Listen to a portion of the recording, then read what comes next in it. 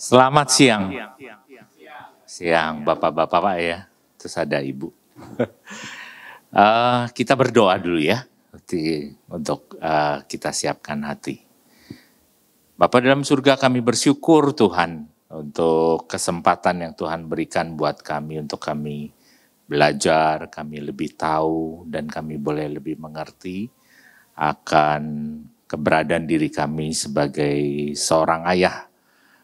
Kami bersyukur kalau ada kesempatan kami boleh menjadi seorang ayah Tuhan. Dan kiranya Tuhan yang boleh menerangi hati dan pikiran kami. Dan kami boleh sungguh-sungguh juga mau melakukan apa yang menjadi kehendak Tuhan buat kami. Terima kasih ya Tuhan, kami juga menyerahkan untuk rekan-rekan kami yang belum hadir. Kiranya Tuhan juga yang boleh menyertai mereka sampai tempat ini dengan selamat.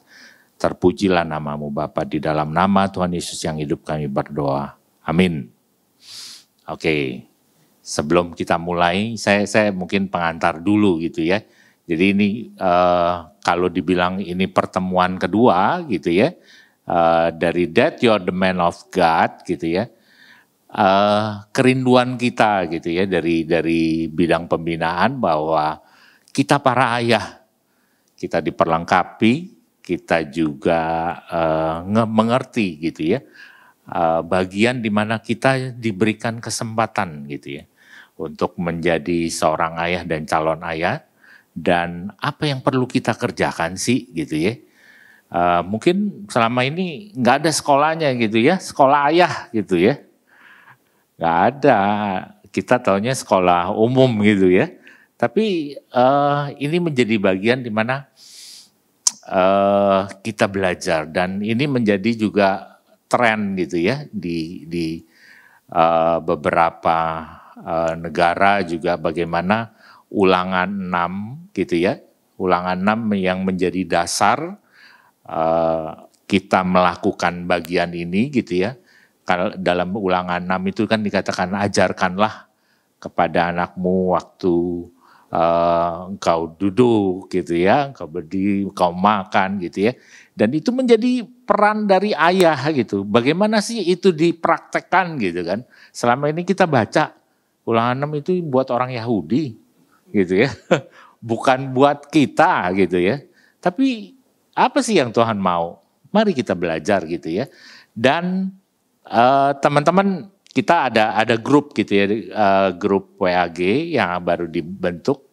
Nanti kalau yang belum dalam grup itu mungkin bisa info gitu ya ke saya. Jadi kita sama-sama dalam setahun ini gitu ya, rencananya dalam 1 tahun ini kita bersama-sama akan belajar gitu ya, khususnya para ayah. Ya, ibunya nanti dulu gitu ya. Walaupun udah protes berapa ibu ya, nggak tahu dari istri-istri bilang nggak, kok bapaknya doang gitu kan, ibunya nggak ada, gitu. Udah pengen ikut gitu ya ibu-ibu. Biasanya ya memang ibu-ibu lebih aktif. Tapi kita mau coba belajar gitu ya setahun ini, bagaimana kita sama-sama menjadi seorang ayah. Kita hari ini akan dilayani oleh Pak Sujarwo Silas gitu ya. Namanya Sujarwo gitu ya. Awalnya saya juga pikir Sujarwo. Kayak apa gitu ya. Mungkin nanti Pak Jarwo untuk memperkenalkan diri ya. Latar belakang dan juga bersama dengan Ibu. Saya persilahkan waktu selanjutnya Pak Jarwo.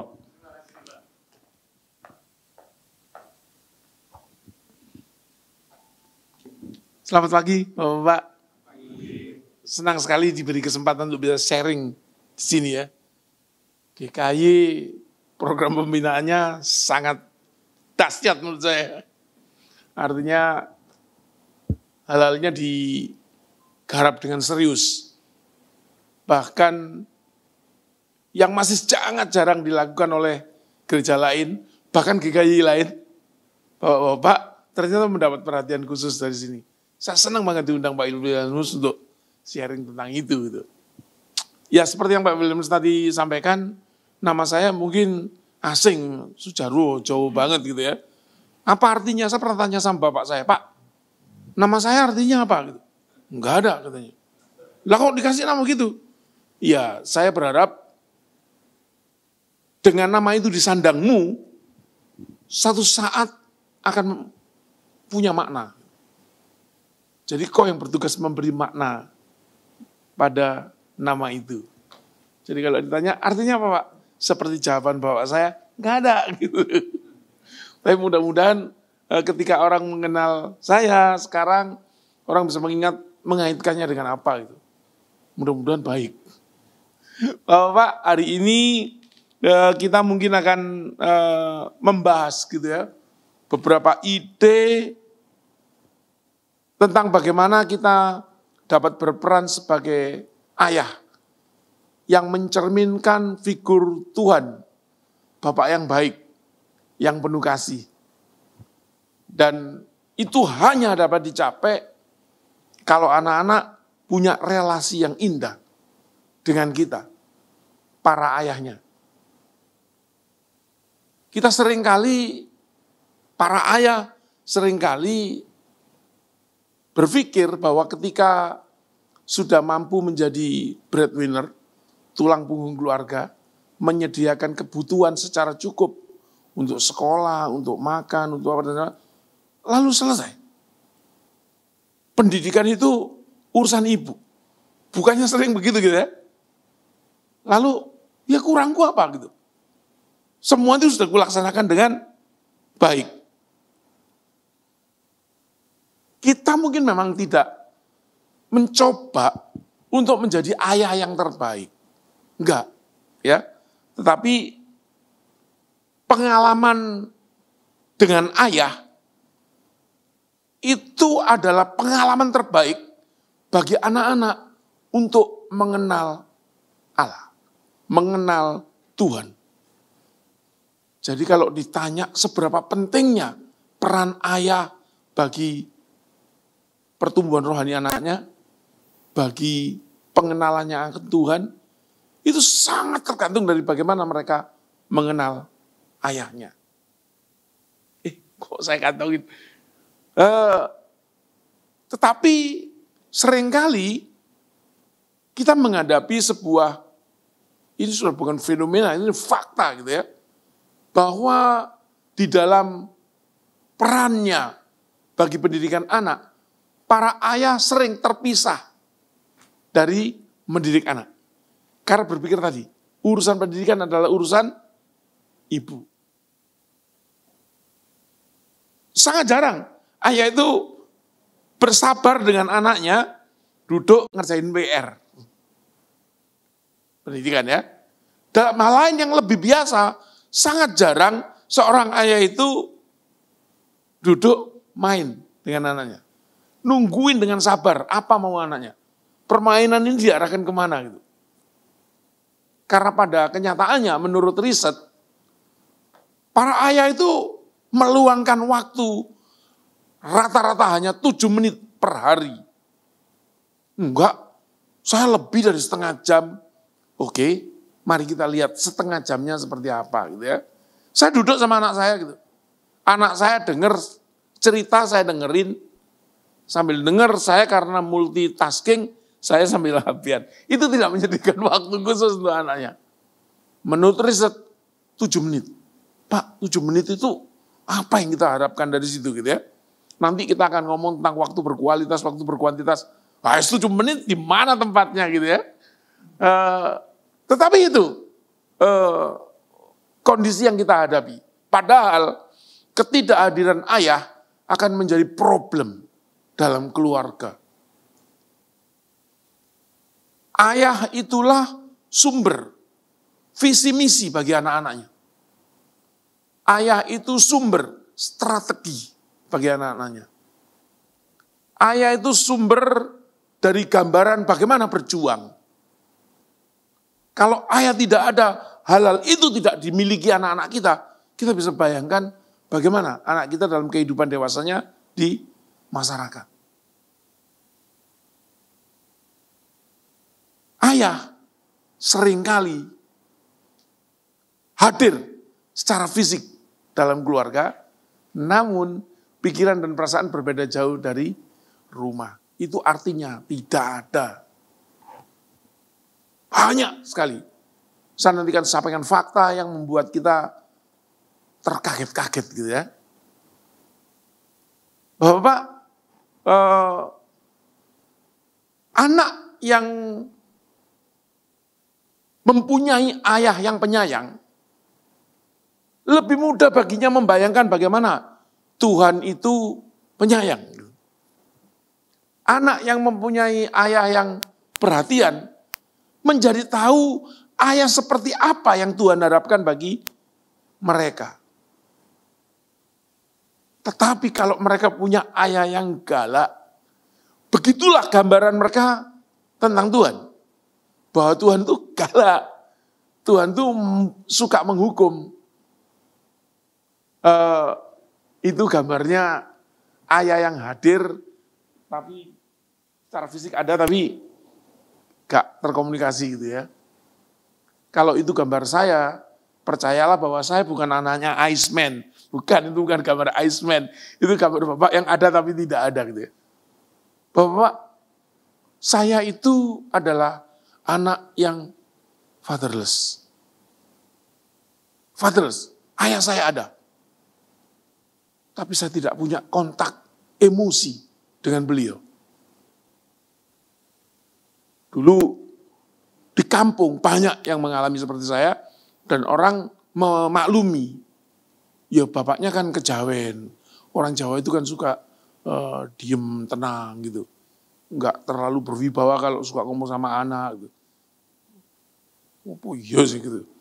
Ternyata enggak juga gitu. Karena memang akhirnya itu menjadikan sebuah kondisi yang disebut ketidakberadaan seorang ayah. Fisiknya ada. Saya tidak pernah bermain-main dengan ayah saya. Ayah saya tidak pernah menuturkan nilai yang gimana gitu. Saya tahu kebijakan-kebijakan ayah saya, nilai-nilai ayah saya itu dari orang lain. Yang menerima hal itu dari beliau. Bayangin Pak. Ayah saya itu pejuang, tentara 45 gitu ya. Bagaimana ayah saya berjuang, bagaimana saat berperang, bagaimana dia lolos dari musuh. Tidak pernah saya dengar dari mulut beliau sendiri. Sama sekali. Tapi orang lain yang menceritakan ke saya. Entah yang mengalami pengalaman bersama beliau, ataukah yang mungkin diceritain sama beliau. Sebegitu diinginkannya, iya itu gitu.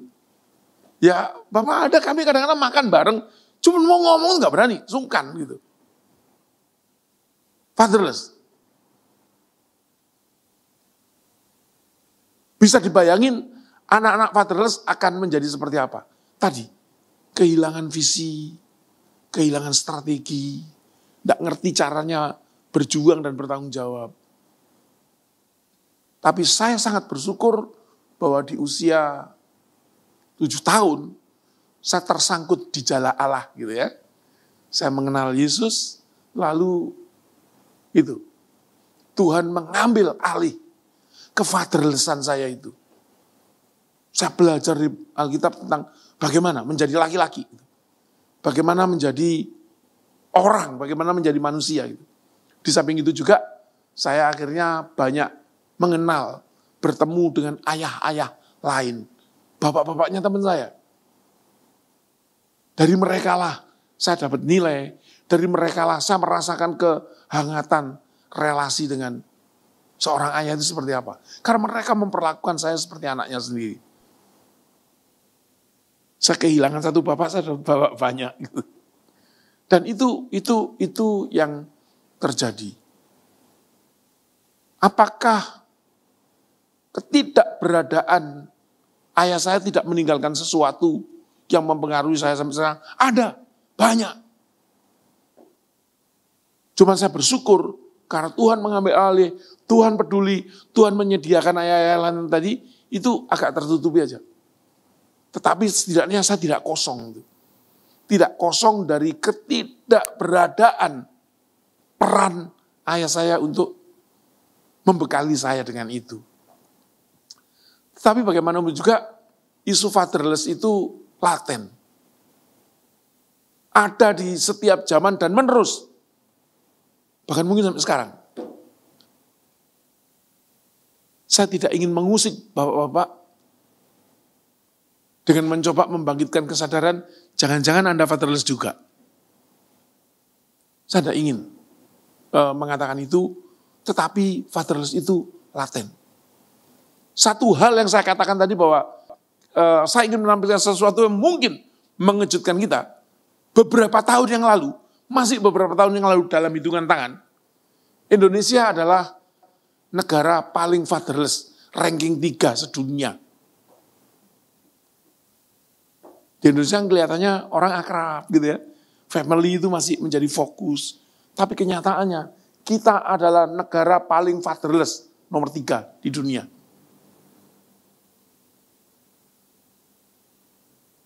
Bayangin bagaimana kita ngomong tentang Indonesia maju 2045. Kalau anak-anaknya adalah anak-anak fatherless.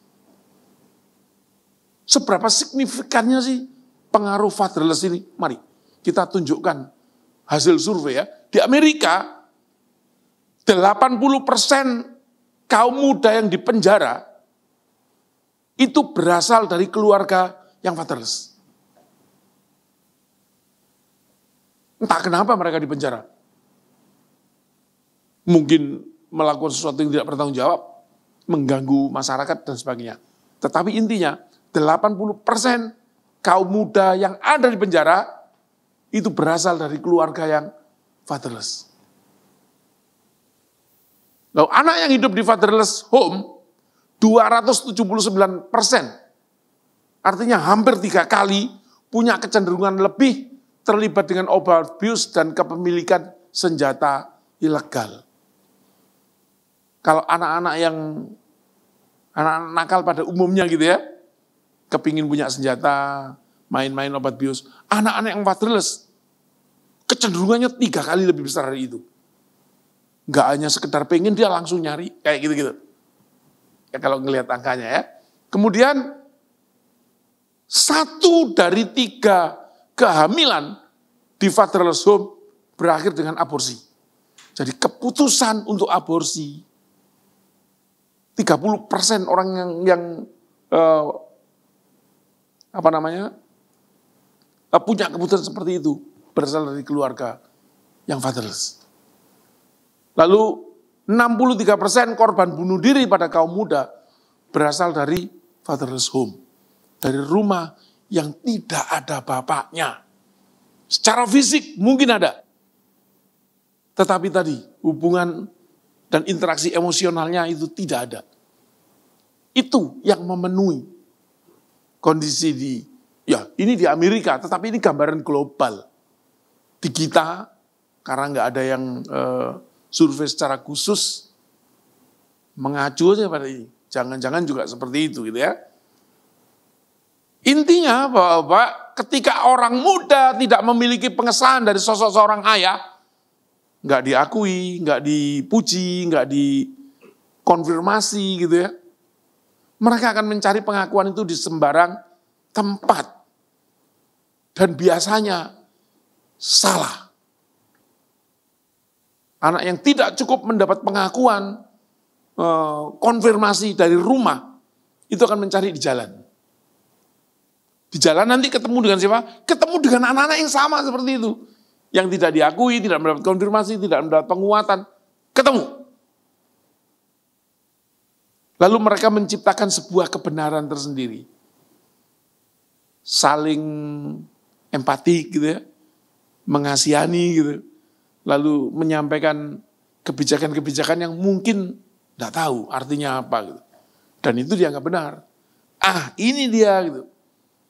Makanya remaja-remaja itu sangat rentan terhadap infiltrasi nilai-nilai di luar rumah. Tetapi itu hanya terjadi kalau remaja itu tidak mendapat penguatan dari rumah. Jika remaja tidak mendapat penguatan dari rumah, pengaruh teman-temannya akan lebih besar pada dia. Dan sebaliknya. Saya sampaikan sedikit data lagi ya. Bahwa peran ayah itu sangat penting gitu ya. Sebab 90% dari para orang muda yang lari dari rumah, yang gelandang itu itu berasal dari keluarga yang fatherless. Lalu juga drop out sekolah, anak yang drop out sekolah, 71%-nya berasal dari keluarga yang fatherless. Kemudian bunuh diri di kalangan kaum muda. 63% mereka yang bunuh diri berasal dari keluarga fatherless. Kalau mau deret datanya seharian nanti ada. Tapi Bapak-Bapak tolong mulai berikan perhatian lebih pada sedikit data yang saya sampaikan ini. Sebegitu pentingnya peran ayah bagi tumbuh kembang anak. Sebegitu besar pengaruhnya jika anak-anak dibiarkan fatherless. Bagaimana peran ayah?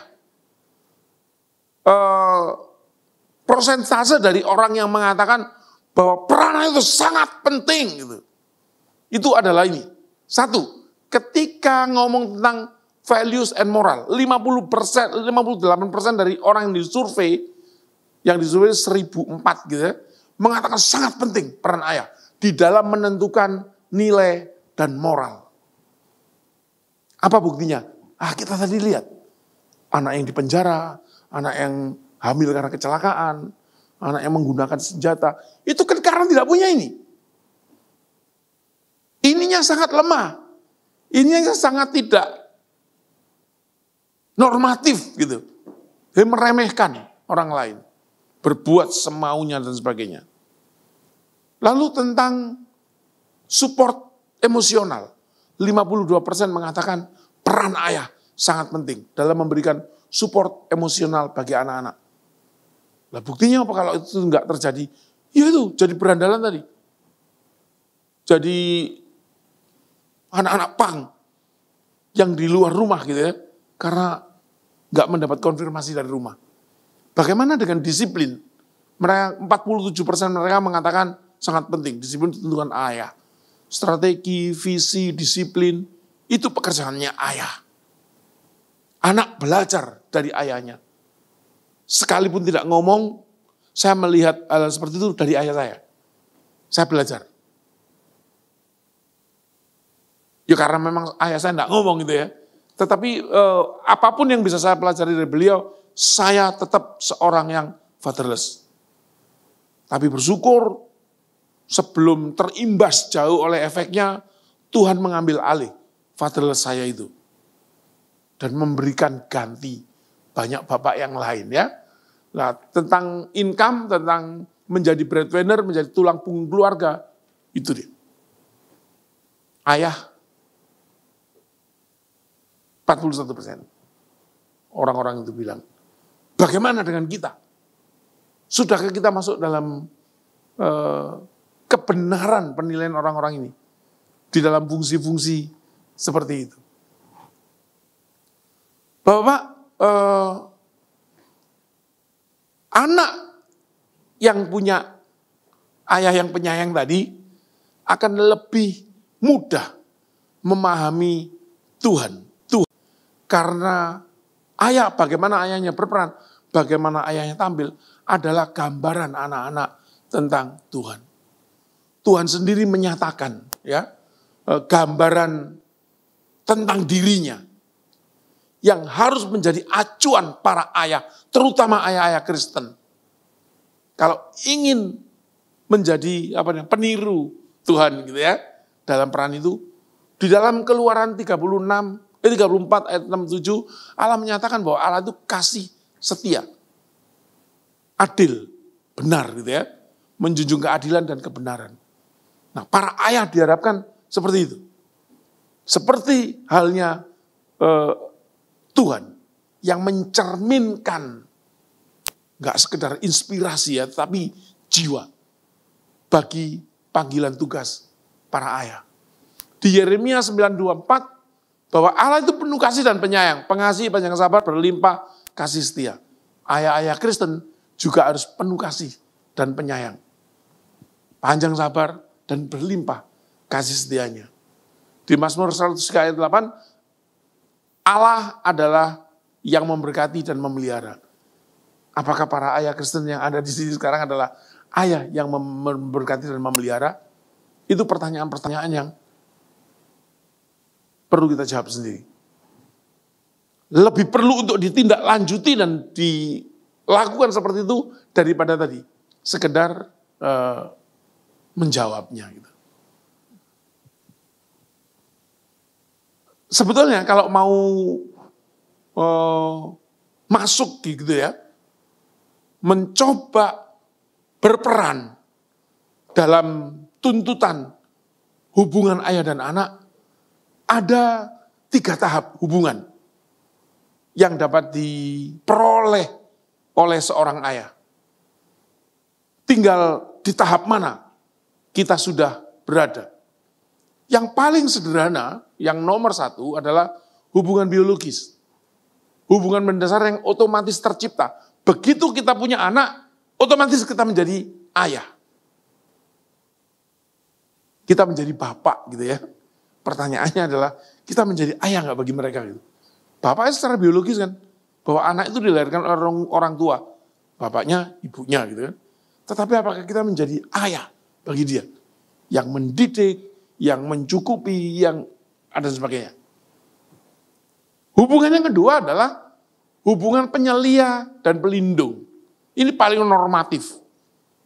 Apa yang dilakukan adalah upaya untuk menyediakan dan memenuhi kebutuhan anak-anaknya. Sayangnya, secara umum, para ayah sering hanya berhenti di sini. Ketika sudah mampu memfasilitasi, mencukupi kebutuhan keluarga, terutama anak-anak, selesai. Menganggap tugasnya sudah selesai. Aku sudah menjadi ayah yang sempurna. Aku sudah menjadi ayah yang paripurna gitu ya.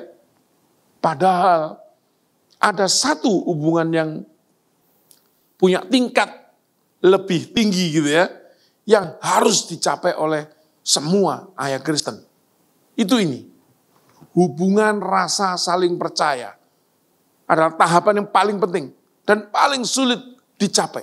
Kenapa? Karena itu tadi harus mengorbankan waktu, harus mengorbankan banyak hal, mengerti anaknya, memberikan diri kepada anaknya, mengorbankan waktunya, mengorbankan istirahatnya demi menciptakan hubungan emosi yang baik dengan anaknya, supaya tercipta yang namanya bonding itu.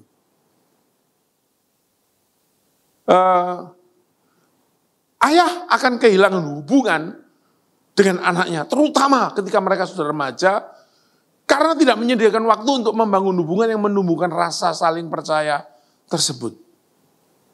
Enggak, saya bersama-sama dengan anak saya kok. Kapan Pak? Sabtu, Minggu. Gitu. Oh, kapan gitu? Ya waktu ke mall, itu kan barengan. Gitu. Waktu ke gereja, itu kan barengan. Oke, di mall apa yang dilakukan anak Anda? Ya mereka lah, ke toko buku lah. Anda di mana? Saya di depannya. Saya di depan toko buku begitu. Apakah itu kebersamaan? Mungkin anak memang merasa ditemani gitu ya. Tetapi Anda tetap tidak menciptakan bonding. Anda tidak punya hubungan emosional dengan anak dalam hal itu. Main sendiri. Waktu ke gereja gimana? Ya ada, saya di gereja, anak di sekolah minggu. Anak di mana? Bondingnya di mana gitu. Pada waktu makan nanti juga begitu. Anak makan sendiri, kita tetap main HP gitu. Kapan kebersamaannya itu gitu. Nah kalau hanya itu yang kita lakukan, pada saat anak-anak sudah bisa memilih temannya sendiri, kita nggak ada dalam daftarnya. Kita pasti bukan. Padahal tujuan utama, tujuan akhir parenting adalah ketika anak-anak sudah bisa memilih temannya sendiri, kalau dia ngelis siapa teman yang paling disukai gitu, paling seneng ngomong dengan siapa, berhubungan, berinteraksi dengan siapa, nama kita ada di sana. Coba cek pada anak-anak yang sudah bisa memilih teman sendiri, list lah dengan siapa kok paling asik ngomong. Kalau nama Anda tidak ada di sana, Anda gagal parentingmu. Itu aja ukurannya, gampang sekali. Dan banyak kita temui yang gagal. Bapak-bapak pasti nggak mau kan itu terjadi kan? Saya tuh khawatir sekali, nanti jangan-jangan dia nggak nulis. Nggak ada nama saya di sana. Kalau nggak ada nama saya di sana, saya tidak mau bicara depan umum. Orang gagal itu kan kayak orang buta nuntun orang buta gitu ini. Ya, intinya kita tidak ingin itu terjadi. Mari kita bangun mulai sekarang, ya. Nah, kalau itu yang terjadi, hubungan yang mendukung rasa percaya tadi tidak terbentuk, maka pada usia belasan anak-anak sudah terlanjur alergi dan tawar hati terhadap ayahnya. Ayah, nggak ada pengaruhnya gitu. Loh, tapi kan lo yang memenuhi kebutuhanmu kan ayah, oke, aku bisa minta sama ibu, gitu. Bisa minta sama mama gitu. Loh, kebetulan kan tetap aja dari ayahnya, bukan itu gitu. Tapi aku nggak merasa ayah ini ada atau tidak, nggak ada pengaruhnya gitu. Aku nggak pernah dengar nasihat dia, aku nggak pernah ditemanin dia, aku nggak pernah bisa curhat kepada dia dan sebagainya. Tawar. Tapi ada banyak para ayah ya yang bangga gitu ya. Enggak kok, anak-anak taat kok. Mari kita lihat. Ketaatannya biasanya karena rasa takut. Dan bukan karena adanya hubungan hati. Apalagi kalau tampilan kita galak gitu ya. Hanya karena takut aja. Tetapi pada saat takutnya hilang pula ketaatannya. Kita pasti tidak menginginkan itu, bukan? Makanya para ayah yang terkasih, jalankan mandat ayah. Nanti saya akan bagikan mandat ayah. Maka peran dan upaya dalam mendidik anak akan lebih mudah dan menarik untuk dijalankan. Apa sih tugas ayah menurut Alkitab? Ada yang bawa Alkitab? Coba di Alkitab elektronik. 1 Timotius ayat 5. 1 Timotius 5 ayat 8. Pak Wilhelmus boleh tolong minta dibacakan, Pak? 1 Timotius 5 ayat 8 ya, Pak.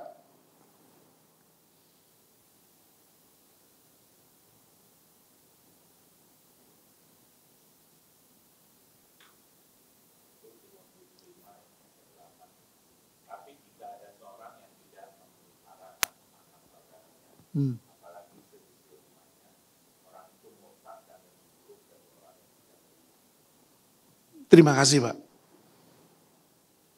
Tugas memelihara anak, tugas memelihara keluarga yang diberikan kepada ayah, datangnya dari Tuhan. Kalau ada ayah yang tidak melakukan itu, dia sama dengan orang murtad. Murtad itu meninggalkan Tuhan. Bahkan lebih buruk dari orang yang tidak mengenal Tuhan. Betul begitu ya? Pak Wilhelmus dikatakan demikian ya? Itu. Jadi gak main-main loh. Mandat yang diberikan oleh Tuhan kepada para ayah, itu imbangan nilainya seperti itu.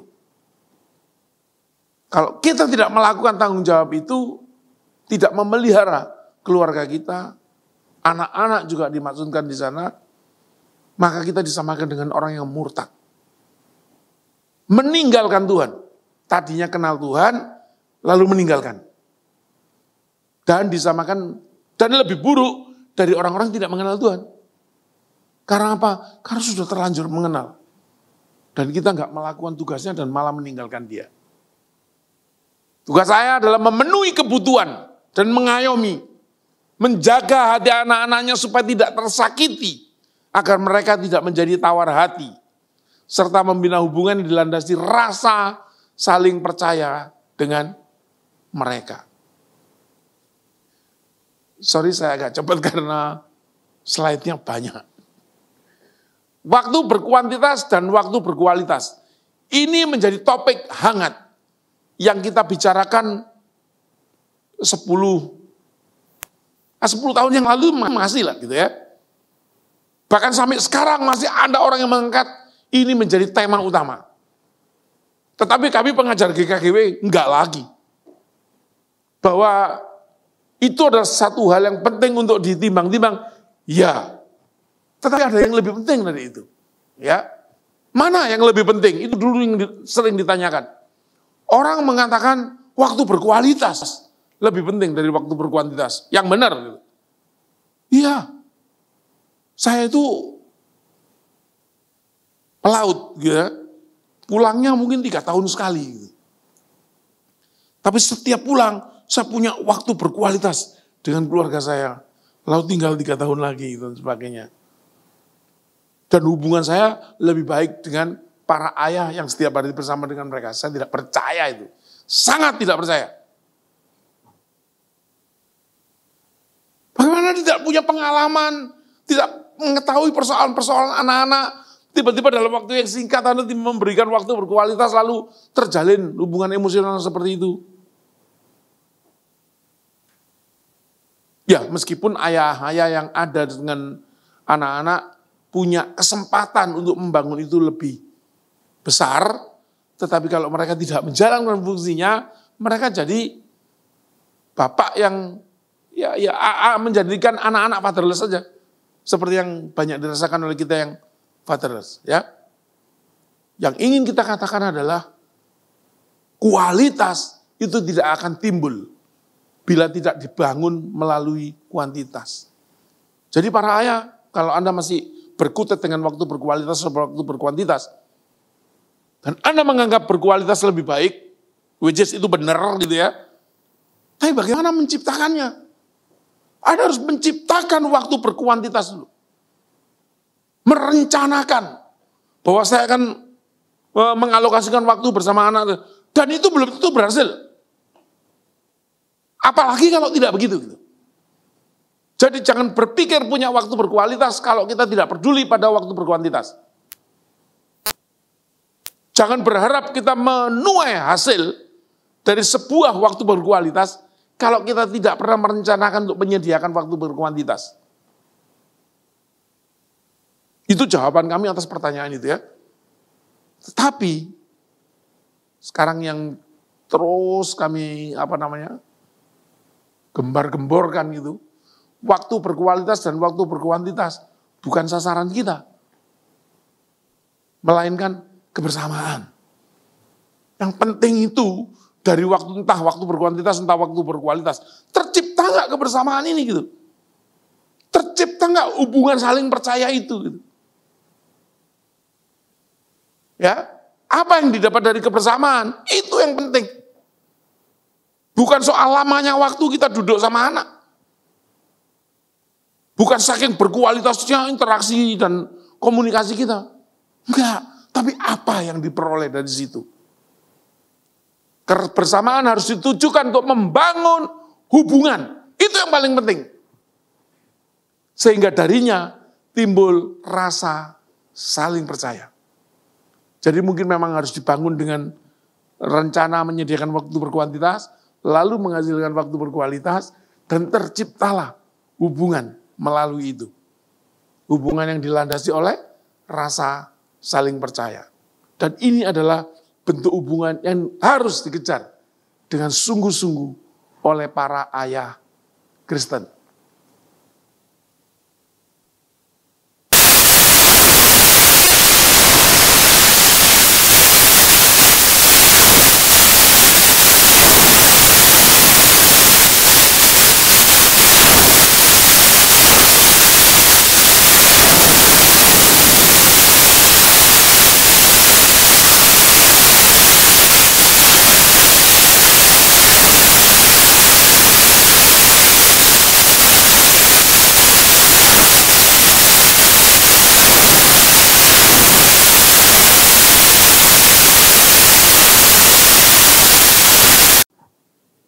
Merasa tak terima.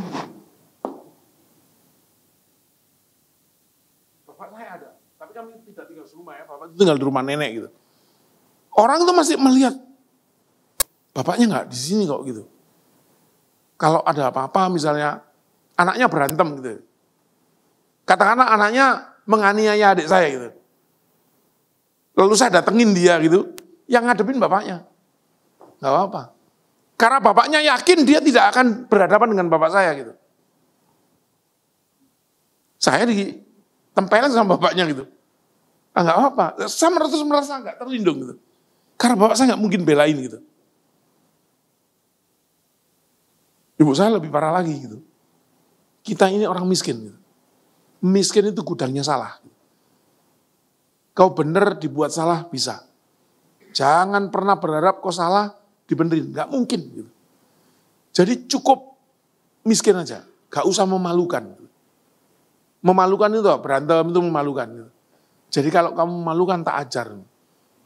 Loh kalau saya bela-belain adik saya begitu gitu, terus dipukul orang, ibu saya bilang, udah aku bilang apa gitu. Gak usah macam-macam. Saya merasa tak terlindung. Itu bukan karena ibu saya mengancam, tapi karena saya fatherless. Itu aja. Bahwa saya betul-betul nggak pernah menunjukkan taringnya gitu. Membantu saya terus ngadepin orang enggak. Orang yang kenal takut sama beliau. Kalau beliau pendekar, beliau tentara gitu, pendekar gitu ya. Tapi ya orang-orang yang sedih ngomongnya ya. Apa orang-orang itu ya? Orang-orang yang nggak patut masuk hitungan itu saja yang berani begitu. Tapi orang-orang terhormat nggak berani sentuh saya. Karena sungkan sama bapak gitu. Dan kalau mereka betul-betul dihadapi ya habis mereka. Tapi bapak saya nggak pegang gitu. Dan saya merasa tak terlindung.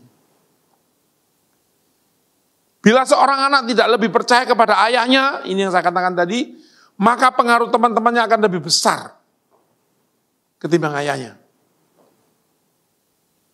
Kita boleh ikut pembinaan para ayah yang diselenggarakan Pak Wilhelmus dan Muse Daniel selama setahun ini dan punya ilmu yang seperti itu ya. Tetapi kita tidak berusaha mengomunikasikan dengan anak-anak dan anak-anak tidak punya kepercayaan sama kita, mau ngomong apapun kita tiba-tiba aja bisa ngomong. Hanya ngomong loh gitu. Tapi begitu ke jalan, temennya ngomong, percaya gitu. Karena mereka lah yang menerima mereka gitu. Nah, bagaimana upaya kita untuk bisa menumbuhkan hubungan rasa saling percaya itu? Saya ingin berbagi tentang 8 tanggung jawab ayah. Kalau Anda melakukan ini, maka adalah sebuah keniscayaan bahwa hubungan yang dilandasi rasa saling percaya tadi timbul antara para ayah dengan anak-anak. Yang pertama, tanggung jawab yang pertama, memupuk kesadaran akan identitas keluarga. Memupuk kesadaran akan identitas keluarga itu membangun dasar hubungan saling percaya dengan anak-anak melalui saling menerima satu sama lain sebagai anggota tim. Nah, itu sangat tergantung dari pola asuh yang kita berikan kepada anak-anak. Pola asuh itu bisa permisif, membolehkan apa saja kepada anak-anak demi sayang kita kepadanya, demi kebahagiaannya, atau otoriter. Anak harus harus kendalikan. Pokoknya seperti itu. Itu berlawanan sekali itu. Ya, yang satu anak diberi kebebasan tak terbatas gitu. Yang satu diberi batasan yang betul-betul membuat mereka nggak bisa ngapa-ngapain gitu. Tetapi ada pilihan yang lain. Pilihan yang berpusat, pola asuh pola pendidikan berpusat pada Kristus. Pola yang permisif itu mementingkan kebahagiaan. Yang penting anak senang. Tapi agak melupakan bahwa anak juga harus bermoral. Melupakan bahwa anak juga harus ngerti tepos liro itu ya. Punya pengertian terhadap orang lain. Bahwa dalam kehidupan bersama, semua orang punya keinginan seperti kita. Selalu menang, selalu gitu-gitu kan. Kalau anak-anak yang tidak mendapat bekal seperti ini, semaunya sendiri dia. Makanya banyak menghuni penjara tadi dia. Sementara pendidikan otoriter itu mementingkan hasil. Pokoknya harus nurut papa. Nah, nurut papa, bagus hasilnya nanti. Akan begini, akan begini. Tetapi kebahagiaannya terabaikan. Nah, Christ Center ini, pola pendidikan berpusat pada Kristus, itu memperhatikan dan menyasar hubungan rasa saling percaya. Kalau kita diminta meneladan Kristus seperti apa? Kristus mengasihi anak-anak. Kristus memberkati anak-anak. Kristus memberi kebebasan kepada umat, gitu ya. Tetapi dia juga memikirkan kebahagiaan umat. Jadi, berpusat pada Kristus itu melandasi hubungan pada sikap saling mengabdi. Pengorbanan ayah untuk mengasuh anaknya, itu kan juga bisa dikatakan sebagai pengabdian ayah kepada anak. Hormat anak kepada ayahnya, kan itu juga bisa dikatakan sebagai pengabdian anak ke ayahnya, ke orang tuanya. Seperti itu ya. Bagaimana ayah berperan dalam memupuk kesadaran akan identitas keluarga? Para ayah harus memutuskan bersama pasangannya identitas apa yang menjadi ciri keluarga itu. Dulu, entah karena kondisi yang seperti apa, anak-anak itu suka bersungut-sungut. Marah gitu ya, sensitif gitu. Itu pas kami ini lagi merumuskan identitas keluarga kita ini apa gitu. Menghadapi fenomena jangka pendek itu, kami membuat rumusan. Kita adalah keluarga yang tersenyum. Terus kalau mau bersungut-sungut, ingat itu. Oh, kita keluarga yang tersenyum ya gitu. Ya akhirnya tersenyum. Tapi nggak lama itu. 4 bulan kemudian kami lakukan pembaruan gitu ya. Untuk apa kita hanya tersenyum gitu. Kita harus punya sebuah makna yang lain, yang lebih dalam dari itu. Akhirnya kita adalah keluarga yang bersyukur. Itu sampai sekarang kita pegang. Kita adalah keluarga yang bersyukur. Bersyukur itu menangani sungut-sungut tadi, merasa kok kita enggak diperlakukan adil gitu. Mengatasi semua itu. Kita tetap bersyukur. Pertama bersyukur dulu. Cari kebaikan dari apapun yang kita alami. Dan itu melatih anak. Anak-anak masih kecil loh. Masih SD-an itu. Nah, yang paling penting adalah bagaimana kami mempraktekkan dan menghidupi nilai-nilai itu, anak-anak melihat, anak-anak mencontoh, anak-anak merasakan gitu ya. Kemudian para ayah juga menjadi bagian yang aktif dari sebuah tim pengelolaan keluarga. Tidak membebankan hal itu hanya pada ibu, hanya pada mama. Dengan alasan, aku kan udah capek kerja.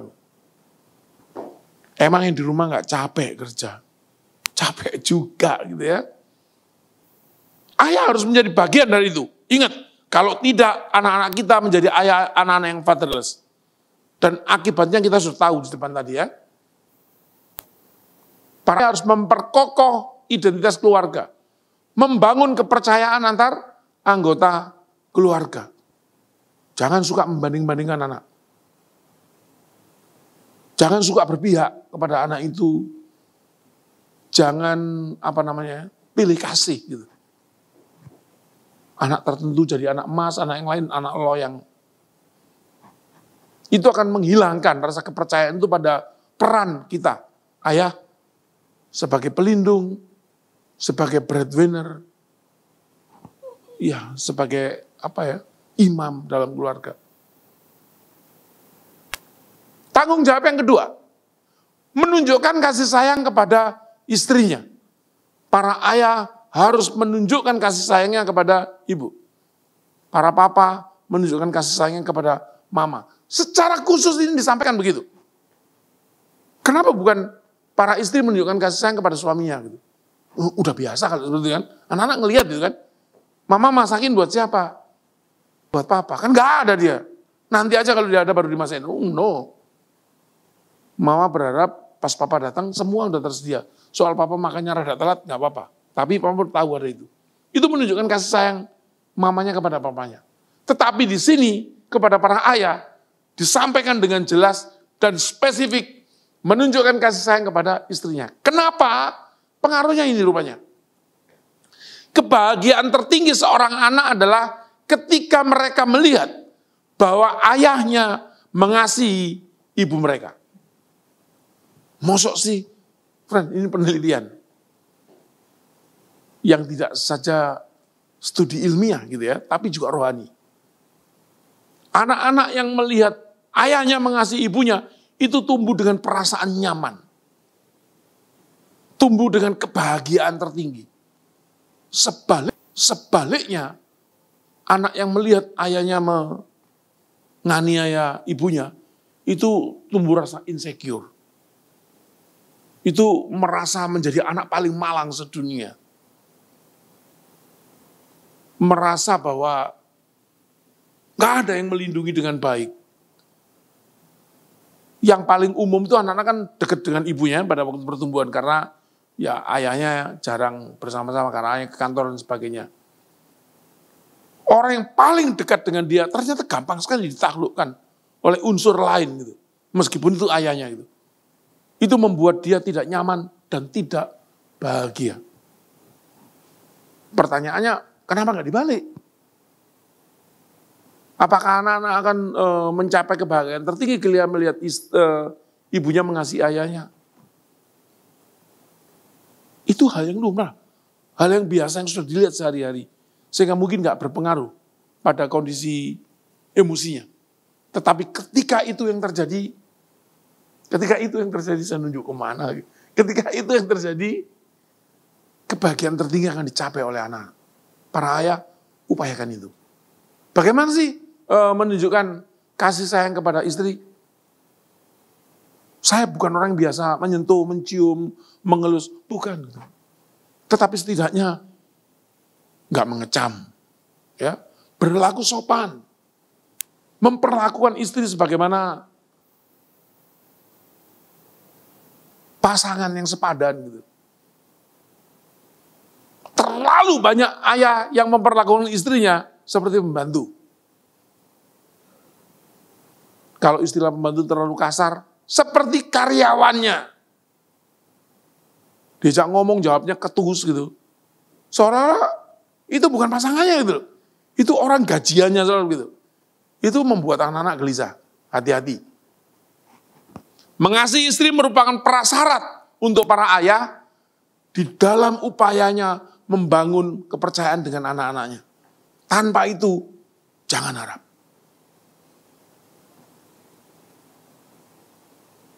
Dia cuma akan dilihat sebagai diktator konyol gitu. Bisa ngomong aja lu. Prakteknya lu gak nunjukin ke gua gitu. Ya. Tanggung jawab yang ketiga. Memahami dan menghargai kehidupan pribadi anaknya. Para ayah, meskipun seorang anak sampai kapanpun adalah tetap anak di mata orang tuanya, tetapi perhatikan ini. Memahami dan menghargai kehidupan pribadi anaknya. Ada 3 dunia kehidupan. Yang pertama, public, personal, dan private. Public itu yang umum lah. Gitu ya. Lapangan olahraga di komplek itu bisa milik umum gitu kan. Semua orang bisa akses gitu. Tetapi yang personal itu mungkin lebih masuk dalam lingkup yang lebih kecil gitu. Bahwa saya bersama keluarga saya adalah bukan keluarga dia gitu. Ini anak-anak saya, ini istri saya. Itu bukan anak saya, itu bukan istri saya gitu. Jelas gitu ya. Tetapi ada juga kehidupan yang private. Yang miliknya saya saja. Nggak bisa diakses secara bebas oleh orang lain. Termasuk oleh ayah, oleh ibu, oleh saudara kita. Anak-anak itu kita sediakan fasilitas gitu kan biasanya kan. ketika mereka sudah mulai tumbuh, sudah mulai punya kesadaran mandiri, mulai dewasa, bahkan ketika mereka masih anak-anak pun ada dunia-dunia privat. Kamarnya misalnya, kita beri kebebasan untuk dia ngerias sendiri, nempel-nempelin apa gitu kan. Nah, sekarang ketika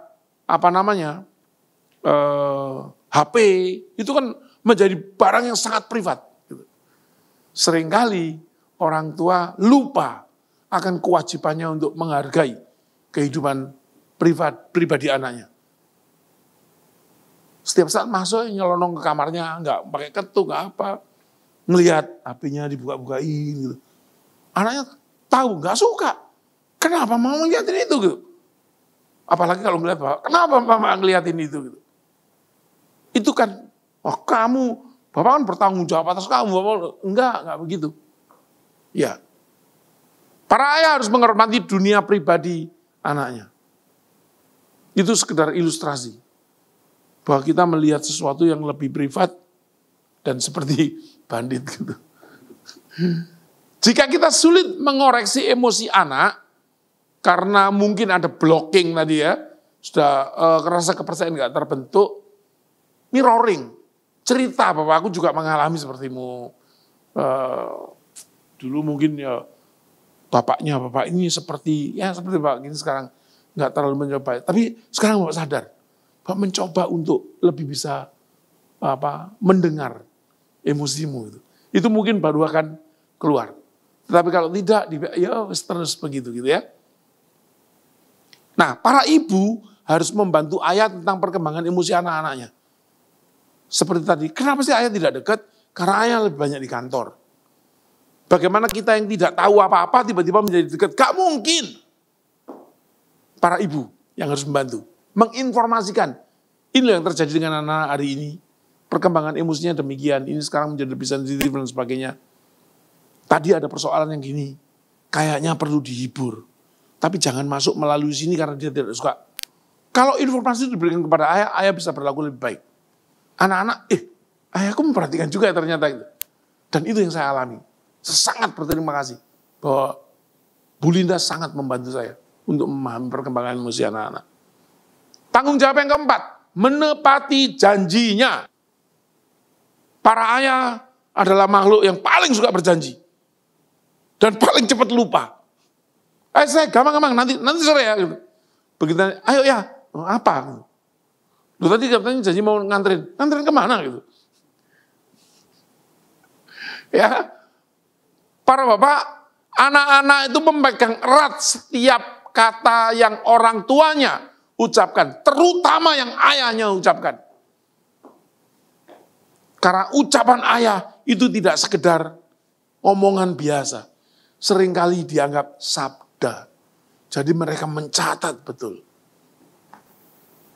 Lalu janji ayah bagi anak-anaknya itu sangat penting. Terutama anak laki-lakinya. Karena dia sedang terus memodelkan. Mau jadi seperti apa dia, tergantung dari perlakuan ayah terhadap dia juga. Gitu. Jadi sabda ayah itu penting bagi anak-anak. Bagi anak laki-laki, itu lebih gitu lagi. Ya. Mari sekarang kita melihat gitu ya. Apakah kita dinilai sebagai ayah yang selalu memenuhi janjinya di hadapan anak-anak? Anda sendiri yang tahu, Anda sendiri yang jawab.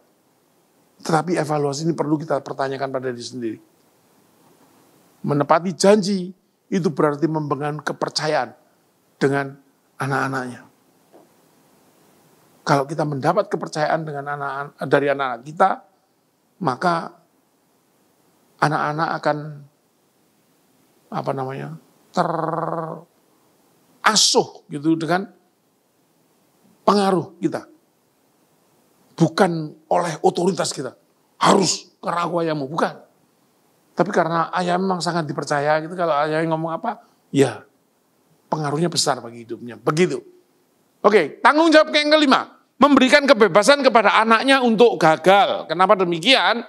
Karena obsesi akan kemenangan. Para ayah yang selalu berharap anaknya meraih terus kemenangan, itu akan tidak mampu memetik pelajaran dari kekalahan. Menganggap kekalahan adalah kegagalan. Padahal melalui kekalahan ada banyak hal yang bisa dipelajari. Ada banyak nilai yang tetap bisa dibagikan kepada anak.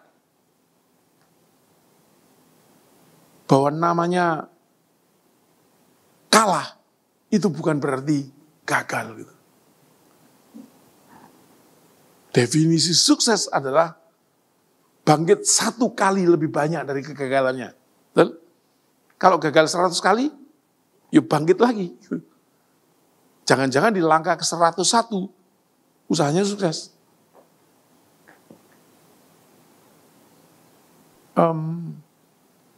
Thomas Alva Edison deh, yang paling gampang.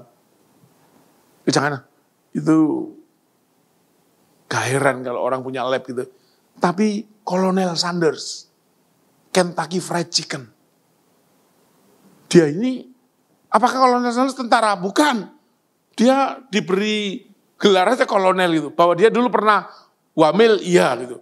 Tapi dia diberi kolonel karena orang kota menghormatinya gitu. Diberi gelar kolonel, padahal bukan tentara.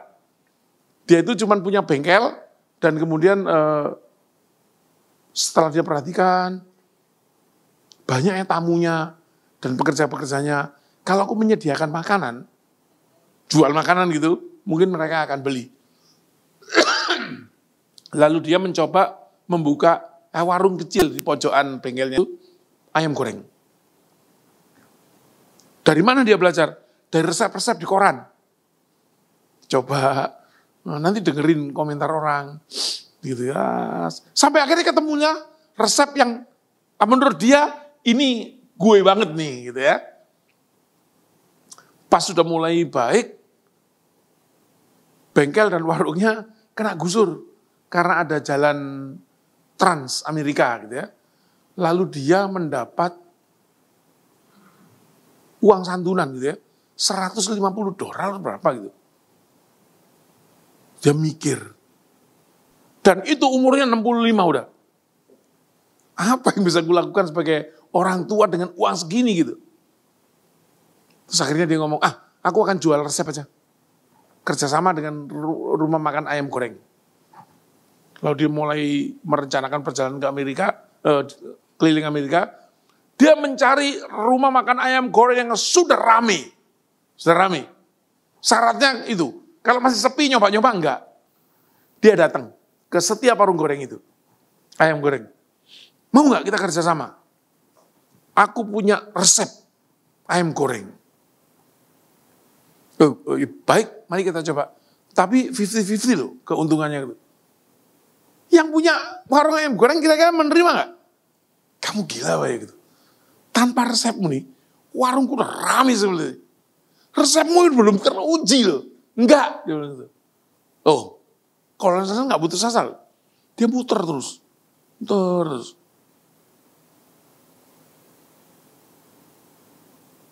Tahu nggak dia mencoba sampai berapa kali? Dia mencoba sampai 109 kali dan gagal. Nggak ada orang yang mau, 1009 kali dan gagal. Nggak ada yang mau nerima. Itu entah berapa lama ya.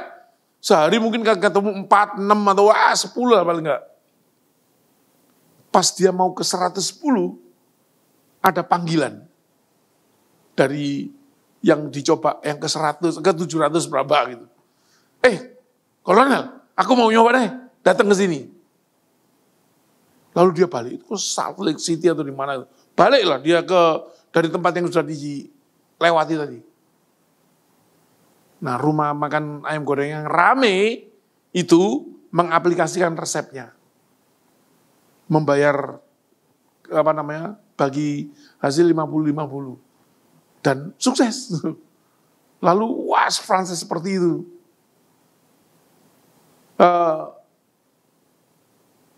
Kalau Kolonel Sanders itu berhenti di percobaan yang ke-100, nggak pernah ada Kentucky Fried Chicken. Jangan. Kita ini rata-rata nyoba berapa kali sih lalu berhenti?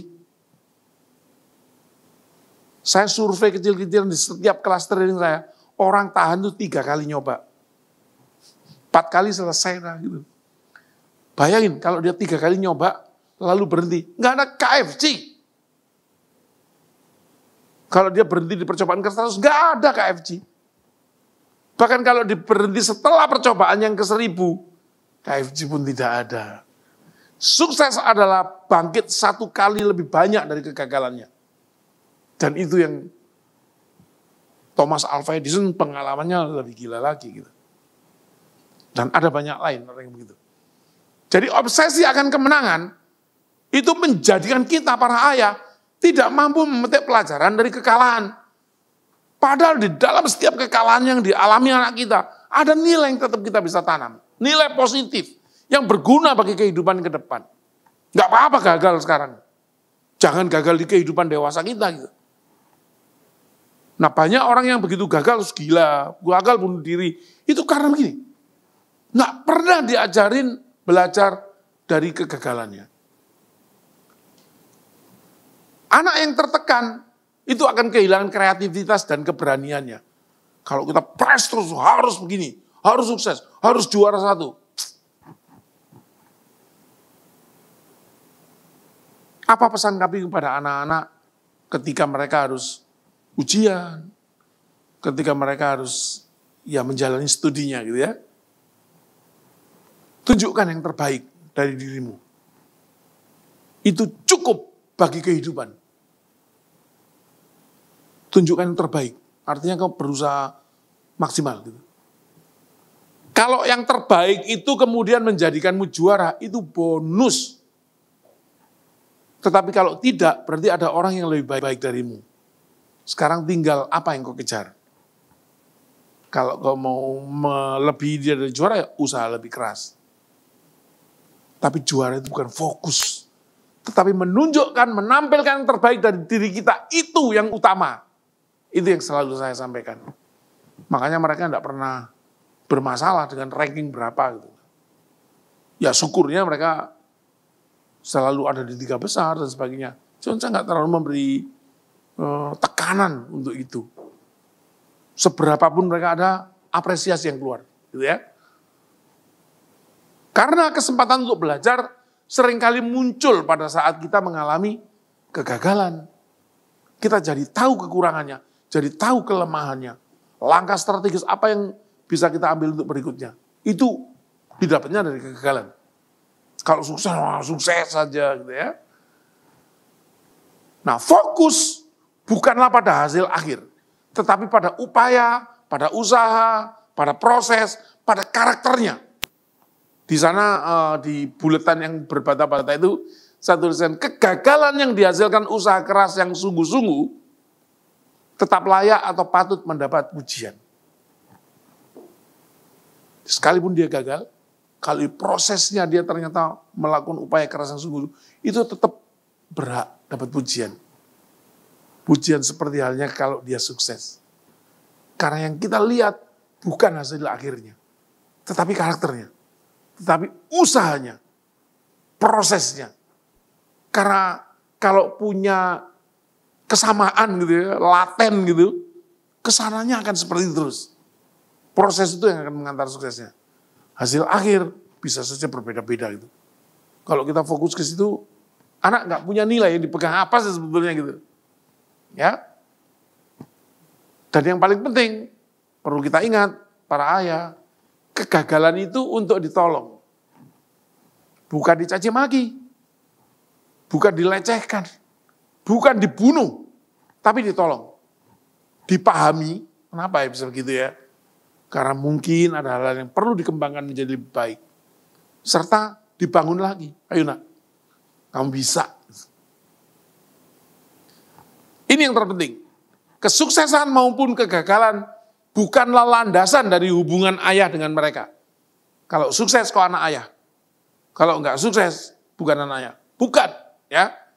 Karena ayah akan selalu berada di samping anaknya. Ada seorang ayah gitu, yang kesel gedek sama anaknya. Disuruh belajar, enggak mau, hasilnya selalu jelek.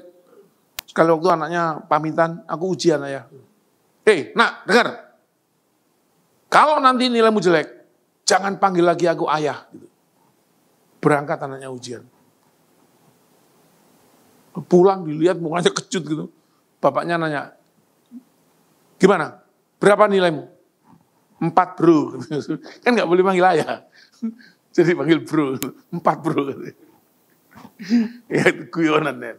Tanggung jawab yang keenam, menjadi pendorong semangat keluarganya. Bapak, lihat, ada sesuatu yang bagi kita mungkin biasa gitu ya. Tetapi bagi anak-anak dan bagi keluarga kita, itu sangat penting sekali.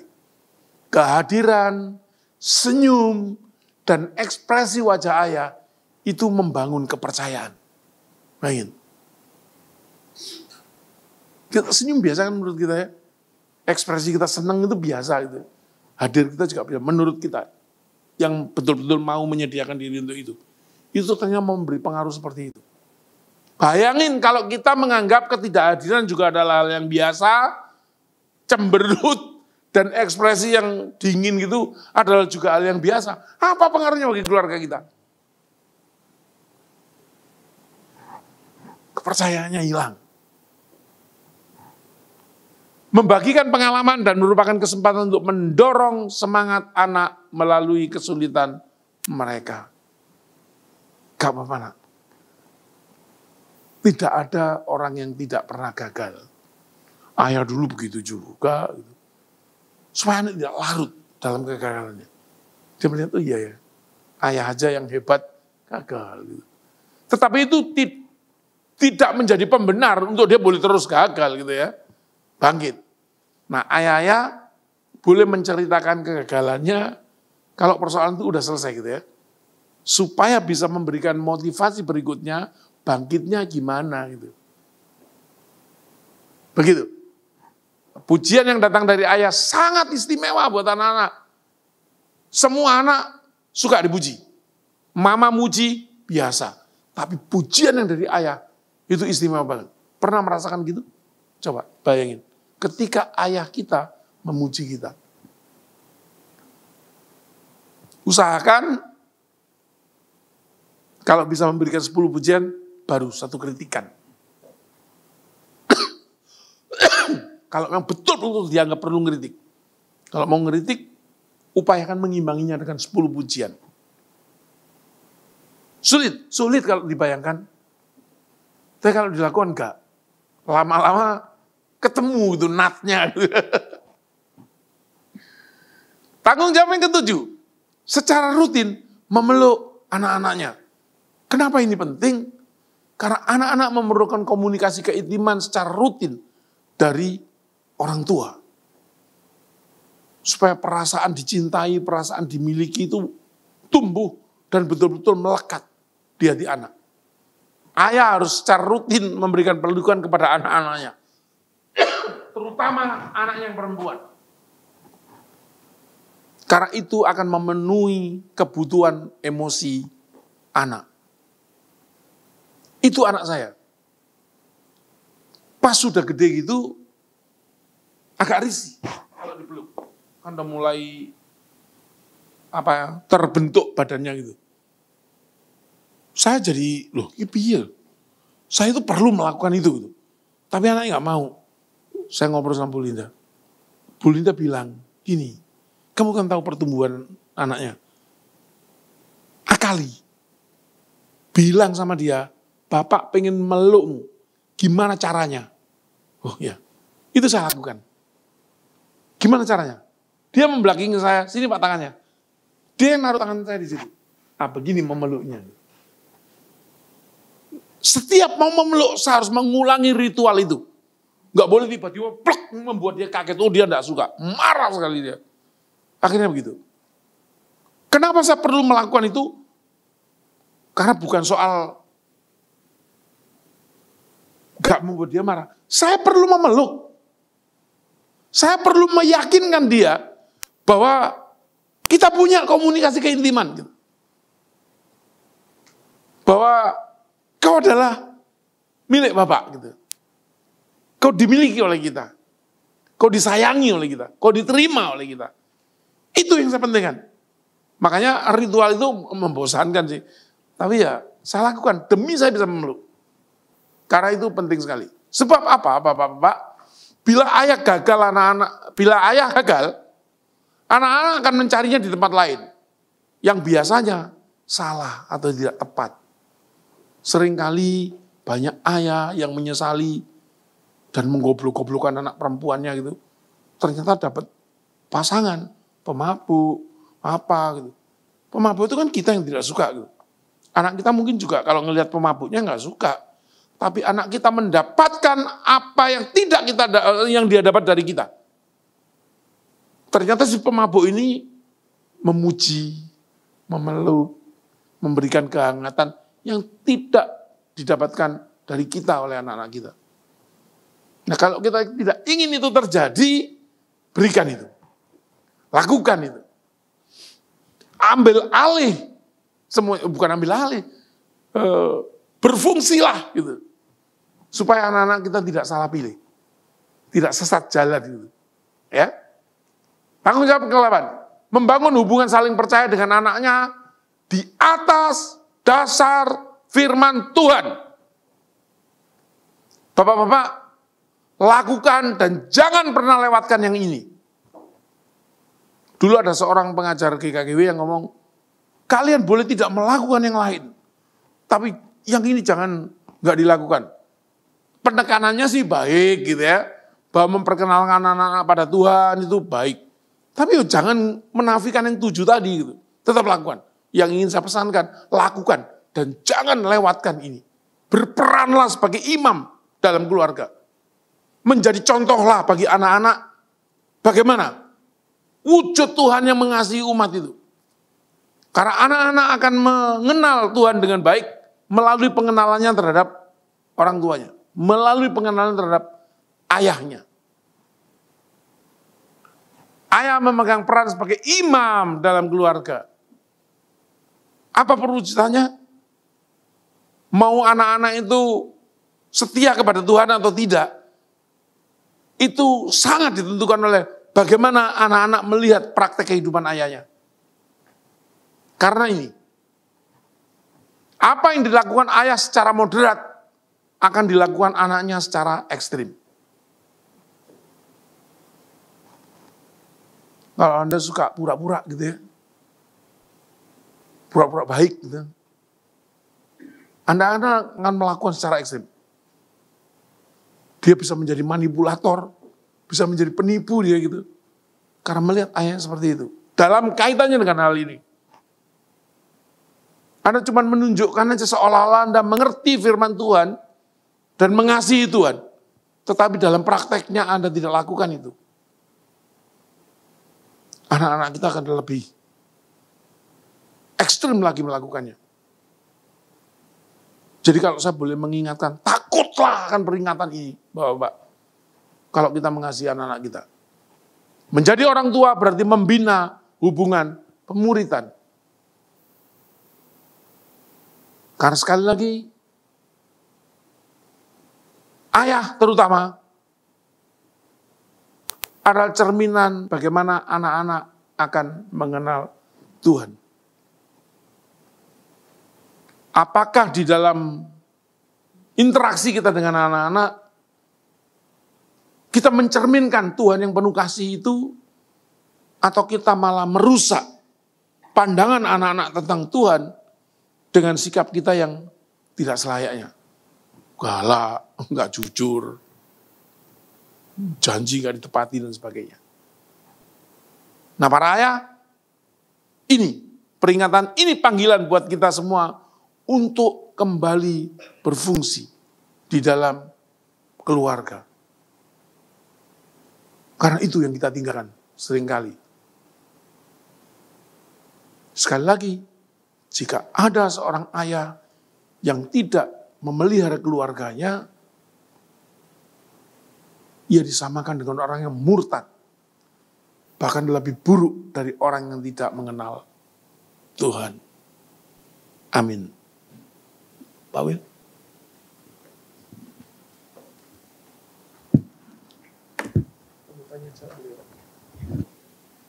Makasih Pak Jarwo. Mungkin ada yang mau bertanya. Mungkin ada beberapa waktu saya berikan kesempatan untuk bapak-bapak. Ada yang mau tanya nanti?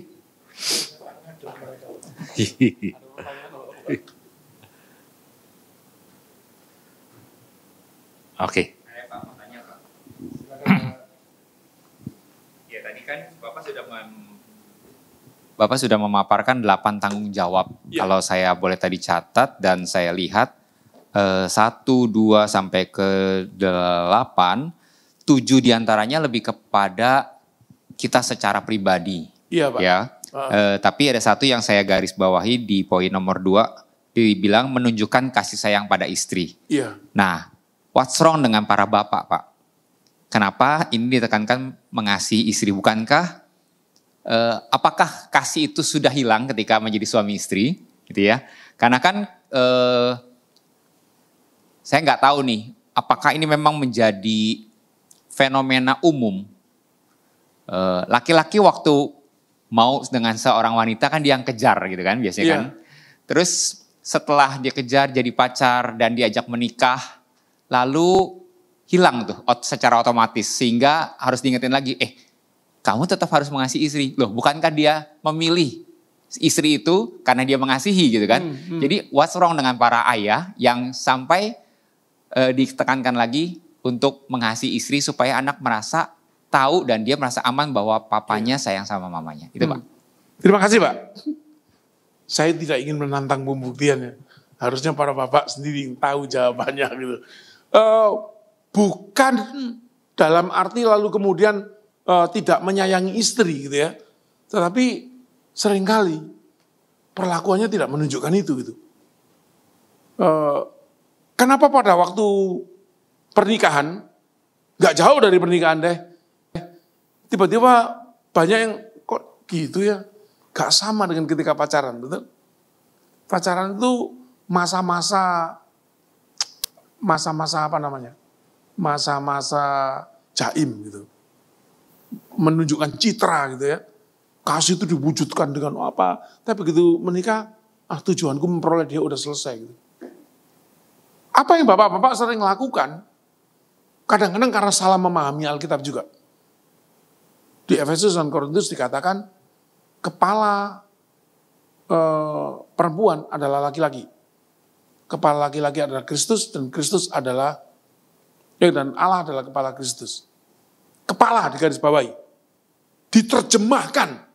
Kepala itu apa? Bos, atasan, yang harus dihormati, penguasa, pemilik, dan sebagainya. Sehingga dari definisi yang salah ini, sikapnya lihat. Berapa banyak bapak-bapak yang memperlakukan istrinya seperti pembantu, yang saya katakan tadi. Berapa banyak bapak-bapak yang memperlakukan istrinya seperti karyawannya.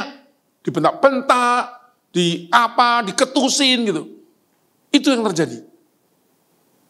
Lah, Alkitab salah yang nulis. Bukan salah yang nulis gitu. Kepala yang dimaksud itu berasal dari bahasa Latin kevale. Artinya memang kepala gitu. Tapi apa maknanya? Ketika Paulus membuat surat itu, biologi yang berlaku waktu itu adalah biologi Aristoteles. Yang mengatakan bahwa kehidupan itu sumbernya satu, sperma saja. Karena sel telur baru ditemukan di abad 17, Pak.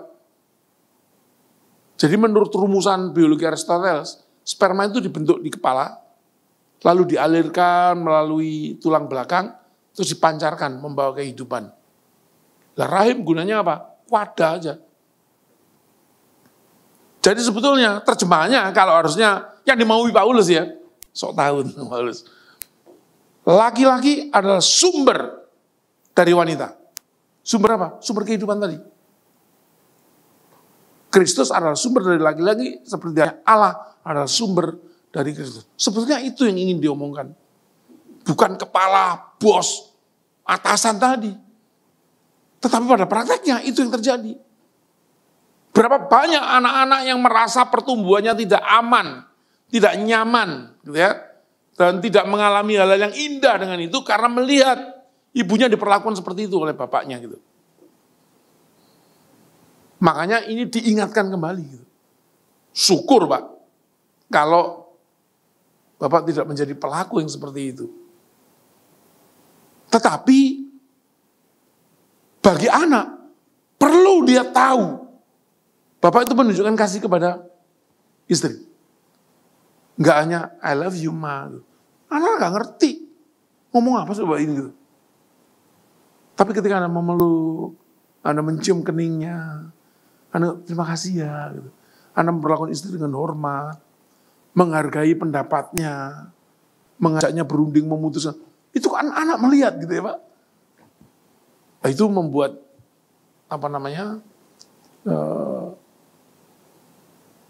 kenyamanan dalam pertumbuhannya. Itu maksudnya Pak. Loh, apakah para bapak melupakan? Banyak yang betul-betul melupakan kasihnya itu banyak gitu. Tapi yang tidak pun itu masuk ke golongan melupakan ketika perlakuan terhadap istrinya di depan mata anaknya tidak bagaimana seharusnya. Demikian. Mari Pak. Ada lagi, Bapak? Oh ya. Ustaz. Silakan Mas. Cek. Ya, pendeta juga manusia Pak ya. Ya. Oke. Tadi saya tertarik dengan pengalaman Pak Jarwo begitu yang fatherless begitu di masa lampau dan kemudian didapatkan melalui kasih sayang dari orang-orang tua yang beriman begitu ya pada usia 17. Nah, memang harus diakui memang kalau generasi yang dulu begitu ya, tahun 70-an, 70 akhir di sebelumnya itu memang umumnya orang tuanya begitu ya Pak ya. Iya, iya. Kayak saya juga orang tua tuh anaknya 6 begitu, papa saya anaknya 10. Waktu berantem katanya papa saya itu sama teman sama saudara-saudaranya diikat di pohon rame-rame begitu ya. Nah itu zaman dulu. Nah itu efeknya ada ke bawah ke kita. Nah yang saya mau tanyakan adalah waktu Pak Jarwo itu mengalami satu pengalaman experience fatherless begitu, itu ada dampaknya gak Pak buat cara mendidik anak meskipun mungkin sudah dipulihkan begitu ya, karena pasti kan masa-masa fatherless itu sedikit banyak tertanam begitu ya. Nah itu apa dampaknya dan ada kegagalan apa yang kemudian bisa membuat oh ya ini yang harus yang diperbaiki. Itu yang ke satu Pak. Yang kedua tadi terkait dengan ayah yang harus memeluk anak perempuan begitu Pak ya. Kebetulan anak saya perempuan juga sedang masa-masa begitu. Memang betul terjadi perubahan itu Pak. Dia nggak mau dipeluk, begitu dia begini. Saya langsung jadi bertanya, ini salahnya di mana begitu ya? What's wrong ini? Nah begitu ya, agak susah begitu ya. Akhirnya saya petuknya dari samping begini dia begini gitu ya. Nah itu waktu Pak Jarwo itu mengatakan ini sudah dari belakang begitu ya. Nah itu butuh waktu berapa lama tuh Pak? Dan apa kira-kira dampak atau signifikansinya buat dia yang meskipun dia peluk dari belakang dia tahu begitu Pak. Thank you Pak. Oke, terima kasih Pak. Soal fatherless, ya ada nggak pengaruhnya bagi saya sampai sekarang? Ada Pak. Ada nggak pengaruhnya bagi pendidikan anak? Bersyukur tidak. Karena saya mulai menyadari dan belajar kan Pak. Saya pernah belajar pemulihan jiwa dan sebagainya. Lalu ketika menikah saya punya pasangan yang seperti itu gitu, yang mencoba untuk menjadi penolong yang sepadan gitu. Karena Bu Linda datang dari keluarga yang sangat harmonis gitu. Jadi saya tetap punya lahan untuk belajar gitu. Saya belajar teori-teorinya dan sebagainya. Dan yang bersyukurnya Pak, saya ngajar seperti ini. Jadi selalu terupdate gitu ya Pak. Terhadap anak-anak enggak. Terhadap saya ada Pak. Ada. Saya sering mengurus sesuatu, itu ketika sampai pada titik tertentu, saya diam. Terus dientengin gitu. Gak apa-apa lah. Misalnya, beli tanah gitu saya. Pernah ada pengalaman. Beli tanah, wah di prosesnya tuh giat banget gitu. Tapi begitu AJB jadi, saya diam. Saya dibiarin aja gitu. Kan tinggal mensertifikatkan gitu kan untuk keamanan. Itu enggak cukup nanti aja gitu. Belum ada uang gitu dan sebagainya gitu. Lama ada kebutuhan untuk menjual kembali gitu. Ya, gampang dong disertifikatkan lagi gitu aja kan, gampang gitu. Tapi ternyata urusan jadi lebih sulit gitu. Dibanding kalau saya dulu menyelesaikan pajaknya ditinjau lagi, tidak menurut harga beli yang saya lakukan, tapi menurut sekarang saya keberatan, kayak gitu-gitu Pak. Ada yang tidak tuntas. Karena seperti yang saya katakan tadi, yang menetapkan visi itu ayah. Yang mengajarkan ketuntasan itu ayah. Lalu yang bagaimana menunjukkan perjuangan yang tak kenal lelah tadi itu juga ayah. Saya tidak mendapatkan itu semua kan Pak dari ayah saya gitu. Nah, para ayah yang disediakan oleh Tuhan bagi saya tadi kan juga terbatas ya. Gak mungkin dia melakukan seperti kepada anak-anaknya sendiri. Tapi kan saya memperhatikan. Ya teman saya berkesempatan cerita dan sebagainya itu saya serap gitu. Paling seperti itu Pak. Bersyukurnya ketika mendidik anak, saya sudah berdampingan dengan istri yang ya meskipun belum konselor tapi jiwanya dia dari dulu begitu gitu. Itu menyelamatkan Pak. Itu menyelamatkan. Lalu pertanyaan yang kedua tadi tentang memeluk. Ya, apa sih yang membuat anak-anak risih seperti tadi dia mulai tumbuh, breastnya mulai ada Pak. Itu kan ya kami mengajari itu bukan hal yang boleh disentuh oleh siapapun tanpa izin begitu kan.